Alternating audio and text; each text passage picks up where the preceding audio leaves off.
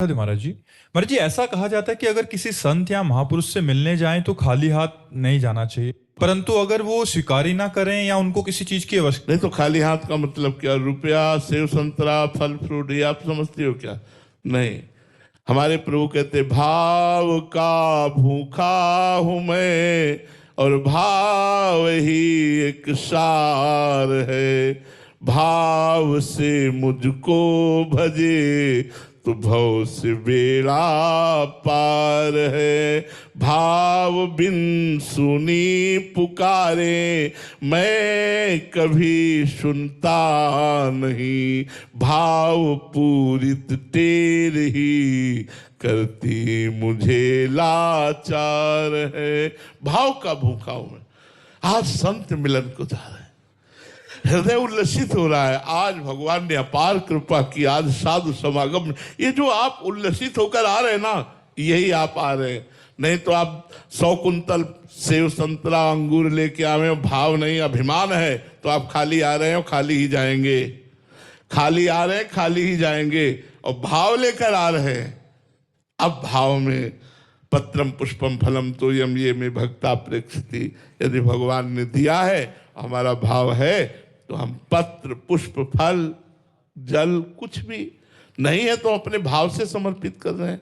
भाव हम सामने गए और उनके चरणों में अर्घ समर्पित कर रहे हैं, चंदन है कुछ नहीं समर्पित। तो हम तो उत्तम बात समझते हैं कि संतों को आपका मन चाहिए।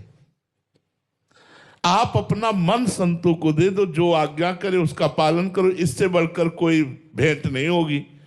आप सेव संतरा रुपया पैसा रख के गए, मनमानी आचरण कर रहे, तो संत समागम का फल क्या मिला? संत समागम का फल है भाव लेकर आओ और जो कहें उसको मानो। यही बात है। वस्तुओं का तो कोई खास बात तो नहीं है। भगवान ने उसके लिए भी आज्ञा की है, पत्रम पुष्पम फलम। तो एक तुलसी दल है, एक चुल्लू जल है, एक कोई फल है, एक कोई पुष्प है। यदि हम चरणों में अर्पित करते हैं तो भगवान कहते हैं भावपूर्वक अर्पित, भक्ति पूर्वक अर्पित करने पर मैं उसे खा लेता हूं, मैं उसे स्वीकार कर लेता हूं। तो कभी ऐसा अवसर जो संत स्वीकार करें, अपने पास जो कुछ है वो प्रदान कर दिया। थोड़ा मान लो किसी संत को कभी भिक्षा के लिए बुला लिया, उनको भोजन पवा दिया।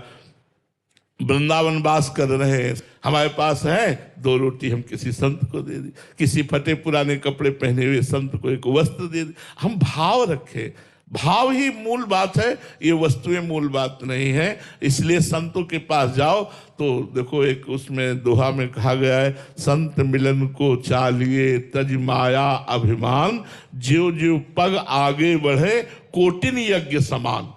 अगर माया और अभिमान का त्याग करके हम, अब जैसे आप कोई अच्छी वस्तु ला रहे हैं और आपको गर्व है कि आज वो वस्तु देंगे, बाबा को मिली नहीं होगी, इतने सुंदर सेव हैं, इतने किसी काम कर रहे हैं, और आप एक छोटी सी वस्तु ला रहे हैं। लग रहा है कि एक गरीब आदमी एक संत के यहाँ देखा, बड़े बड़े सब पूज्य पादुड़िया बाबा जी की बात कह रहा हूं, हरि बाबा के बांध में थे, तो बड़े बड़े सेठ महाजन सब बड़े बड़े दलिया में सेव अंगूर और सब भर के लाए थे, ऐसे सब नीचे रखे थे।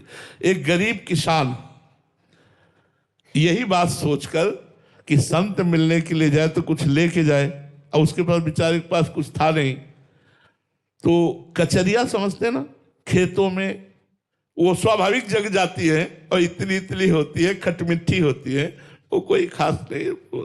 वो 5 कचरिया पकी हुई बांध के लाया, और जब सभा में आया देखा कि उनके सामने इतने बड़े बड़े लोग बैठे हैं, इतने अंगूर सेव संतरा सब, तो ऐसे कचरिया छुपा के बैठ गया, अंदर से रोने लगा, काश भगवान मुझे भी सामर्थ्य दिए होते तो बाबा के सामने जाता और मैं भी बाबा को भेंट देता।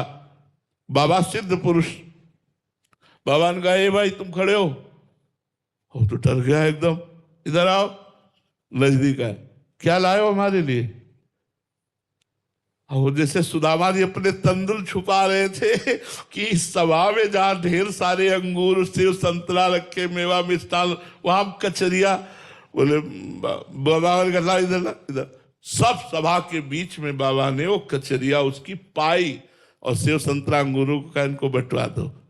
भगवान और भगवान के भक्त वस्तु के भूखे नहीं होते, भाव के भूखे होते।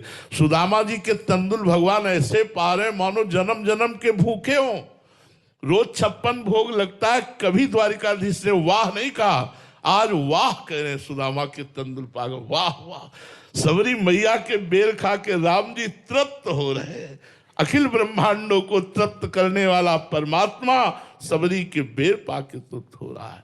भगवान श्री कृष्ण देखो कितना प्रेम में बावरापन है। विदुर जी के घर गए सरकार, विदुर जी थे नहीं, विदुरानी जी थी। आवाज लगाई, विदुरानी कौन? श्री कृष्ण। ओ मेरे इष्ट पधारे। बैठाला, उनकी भाव दशा बदली, मेरे प्रभु आए, मेरे प्रभु आए। मैं रात दिन जिनका चिंतन करती हूँ, जिनकी बाट जो होती रहती हूँ, आज वो मेरे प्रभु और आंसुओं की धार चल रही। प्रभु ने कहा ऐसे ही बैठी रहोगी या कुछ खवाओगी? मुझे भूख लगी है। ये वो प्रभु बोल रहे हैं जो अभी दुर्योधन से बोल करके आ रहे हैं। दुर्योधन ने कहा चलो महल, कुछ भोगराग हो जाए। तो भगवान ने कहा दुर्योधन, ये भोगराग दो स्थिति में होता है, एक तो अभाव में और एक भाव में। मेरे में अभाव नहीं, तेरे में भाव नहीं। मुझे भूख नहीं लगी, मैं कोई भिक्षुक नहीं कि मैं भूखा तेरे पास जाऊं और तेरे में भाव नहीं। या तो कोई प्रीति परवश होकर पाता है, या तो दरिद्रता परवश होकर के पाता है। ये दोनों भाव मेरे में नहीं। और भगवान चले आए, यहां आके बोल रहे हैं मुझे कुछ पवाओ, भूख लगी है। क्यों? ऐसा भक्त अपने हाथ से पवाए। अब वो तो बावरी से क्या प्रभु, वो केला रखे, ला उठा के और पवाओ। केला तो ले आई, लेकिन दशा भी देह की नहीं है, देह शुद्ध विस्मृत दशा है। तो केला ऐसे छिलती है, गूदा फेंक देती है और छिलका भगवान छिलका पा। आह, क्यों? भाव। इतने में विदुर जी को पता लगा कि प्रभु आपके घर गए, दुर्योधन के महल नहीं गए। भागते हुए विदुर जी आए तो वहां दशा देखी कि उसकी जो गूदा है केले का वो तो बाहर पड़ा हुआ है। और प्रभु को ये छिलका पर बोले, अरे बावरी ये क्या कर रही तू? हाथ से छीला और छीला। और जो भगवान ने कहा काका अब वो स्वाद नहीं आ रहा अब वो स्वाद नहीं आ रहा। तो बात वस्तु की नहीं है, बात भाव की है। आप भाव में भरे हुए तन मन प्राण संत को समर्पित किए हुए जा रहे हैं। यही सबसे बड़ी बात है, यही सबसे बड़ी बात है।